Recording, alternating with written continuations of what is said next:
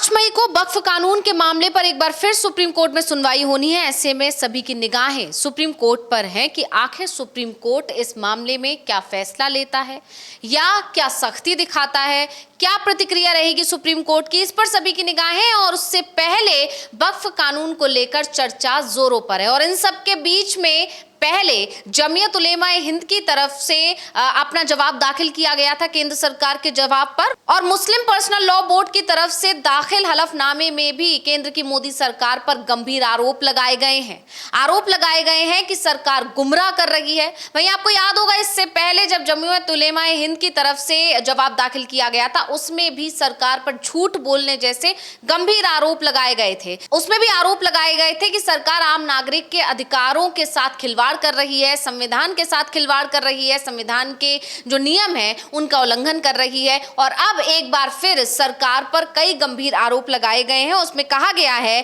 कि यह मामला वक्फ संपत्तियों से जुड़ा है। AIMPLV ने सरकार के हलफनामों को आंकड़ों की हेराफेरी बताया है। बोर्ड का कहना है कि सरकार वक्फ संपत्तियों में वृद्धि का दावा कर रही है जो कि गलत है। AIMPLV ने कहा कि सरकार के हलफनामे में दिए गए आंकड़े सही नहीं है। बोर्ड ने उस अधिकारी के खिलाफ कार्रवाई की मांग की है जिसने ये हलफनामा दाखिल किया। अविनाश जी, ये मामला बेहद कह सकते हैं कि दिलचस्प भी होता जा रहा है और सरकार की मुश्किलें बढ़ाता हुआ दिखाई दे रहा है। अब नहीं, मुश्किलें तो इस मामले में सरकार की शुरुआत से ही बढ़ी हुई हैं। जिस दिन से ये विधेयक कानून बना है लोग संसद से पास होने के बाद, उसके बाद से ही इस पर सवाल उठ रहे हैं। और जब सुप्रीम कोर्ट में यह मामला पहुंचा और सुप्रीम कोर्ट ने सुनवाई शुरू की इस पर, और उसके बाद सरकार को जिस तरीके से जवाब दाखिल करने के लिए समय दिया और इसके कई प्रावधानों पर रोक लगा दी, उसके बाद से ही यह तय हो गया था कि वक्फ कानून को लेकर सुप्रीम कोर्ट भी जिस तरीके सरकार की तरफ से दलीलें दी जा रही हैं उनसे बहुत संतुष्ट नहीं है। और दूसरी तरफ जिस तरीके की दलीलें वक्फ कानून के खिलाफ दी गई थी उसको लेकर सरकार के पास जवाब ना पहले दिखाई दे रहा था ना अब दिखाई दे रहा है। और इसीलिए जो सरकार की तरफ से हलफनामा दायर किया गया है उसको लेकर ही सबसे ज़्यादा सवाल खड़े हो गए हैं। और जिस तरीके से जमीयत की तरफ से कहा गया है कि मुस्लिम, और दूसरी हलफनामा मुस्लिम पर्सनल लॉ बोर्ड का भी आया है जिसमें सीधा सीधा यही पूछा गया कि भाई आपका जो हलफनामा था जो आपने सुप्रीम कोर्ट में दाखिल किया है ये बनाया किसने है। भाई जो कानून में गलतियां थी आपने एक तरीके से अपने हलफनामे में उनको एक तरीके से स्वीकार सा कर लिया है। और जो भी सरकार का जो हलफनामा गया है उस पर ही इस बार सबसे ज़्यादा सवाल उठ रहे हैं। जी बिल्कुल, आपको बता दें कि मुस्लिम पर्सनल लॉ बोर्ड के जो वकील हैं MR शमशाद ने कहा है कि सरकार ने Waqf management system of India portal पर गलत जानकारी दी है। उन्होंने ये भी कहा कि सरकार ने विशेष रूप से डिजाइन किए गए कॉलम का इस्तेमाल किया है, इससे गलत जानकारी जा रही है। बोर्ड ने ये भी कहा है कि सरकार ये दिखा रही है कि 2013 से पहले पंजीकृत सभी वक्फ संपत्तियों को वामसी पोर्टल पर तुरंत अपलोड कर दिया गया था। AIMPLB का कहना है कि ये सच नहीं है, यानी सरकार जो कह रही है वो सरासर झूठ बोल रही है। ऐसे दावे इस हलफनामे में किए गए हैं। अविनाश, हाँ, जो चीज़ शुरुआत से वो बोल रहे हैं कि जो सरकार की तरफ से हलफनामा दायर किया गया है सबसे ज़्यादा सवालों में वही गिरा हुआ है। क्योंकि सुप्रीम कोर्ट की तरफ से जो सवाल पूछे गए थे, तमाम सवाल पूछे गए थे सरकार से, उनके पूरे जवाब भी एक तरह से देखा जाए उस हलफनामे में नहीं है। और जो जवाब भी दिया गया है, जो क्योंकि हलफनामा सामने आ चुका है, उस पर तो साफ साफ सवाल उठ रहे हैं। और जो अब आरोप लगाए जा रहे हैं कि सरकार ने सही जानकारी नहीं दी है, तो ऐसे में क्योंकि 5 तारीख से ही सुनवाई शुरू होने वाली है, कुछ ही देर में मतलब अब ज़्यादा टाइम भी नहीं बचा हुआ है, तो अब उस एफिडेविट पर जो सरकार का हलफनामा है उस पर ही सुप्रीम कोर्ट सबसे ज़्यादा सख्त एक्शन ले सकता है। वहीं बोर्ड की तरफ से यह भी आरोप लगाया गया है कि सरकार ने हलफनामे में यह नहीं बताया कि 2013 में सभी पंजीकृत वक्फ संपत्तियों को वेब पोर्टल पर अपलोड नहीं किया गया था।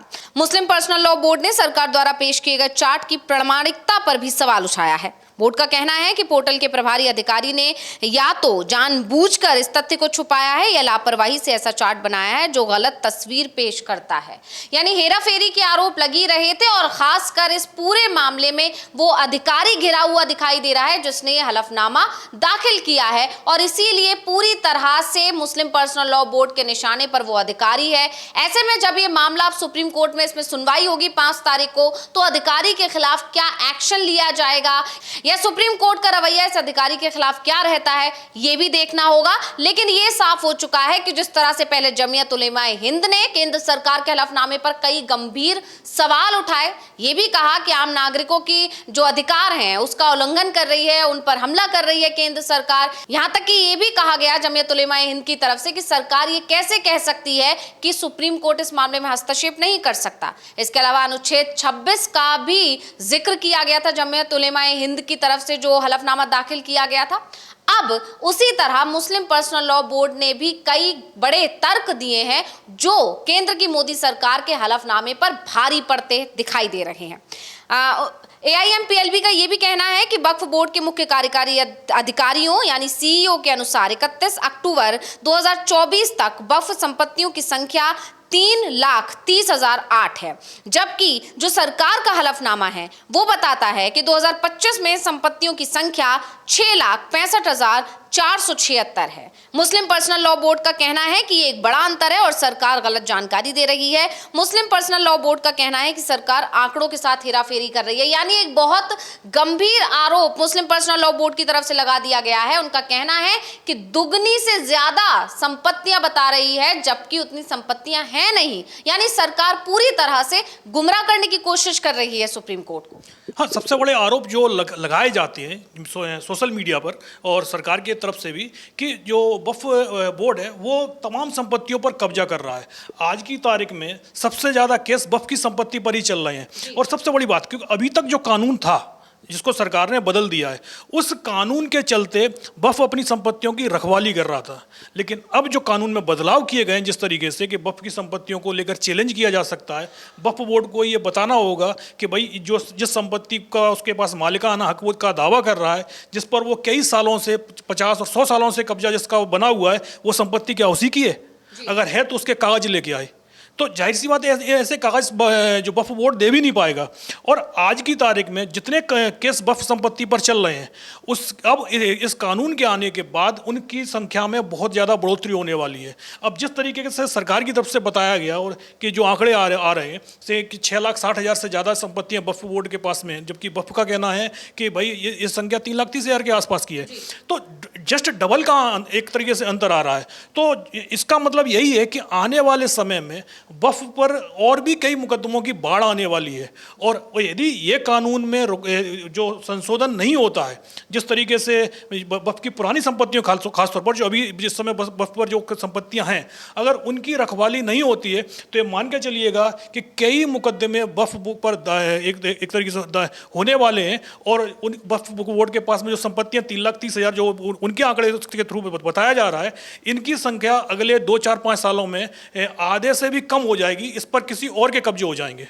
तो जैसे कि देखा जा सकता है, हलफनामे जमीयत उलेमा हिंद और मुस्लिम पर्सनल लॉ बोर्ड दोनों की तरफ से दाखिल किए जा चुके हैं और इन दोनों ही हलफनामों में केंद्र सरकार पर कई गंभीर आरोप लगाए हैं। सरकार पर झूठ बोलने के आरोप हैं, सरकार पर गलत आंकड़े देने के आरोप लगे हैं, सरकार पर गलत जानकारी देने के आरोप लगे हैं, हेराफेरी करने के आरोप लगे हैं, नागरिकों के अधिकारों पर हमला करने के आरोप लगे हैं। यानी केंद्र की मोदी सरकार जो याचिकाकर्ताओं की तरफ से जवाब दाखिल किया गया उसमें बुरी तरह घिरती हुई दिखाई दे रही है। अब 5 तारीख को जब मामले में सुनवाई होनी है, ऐसे में देखना होगा कि सुप्रीम कोर्ट दोनों तरफ से जो हलफनामे दाखिल किए गए हैं उस पर सुनवाई के दौरान क्या रुख अपनाते हैं। बहुत बहुत धन्यवाद अविनाश जी तमाम जानकारी देने के लिए। और इसी के साथ मुझे यानी अंशिता को दीजिए इजाजत। नमस्कार।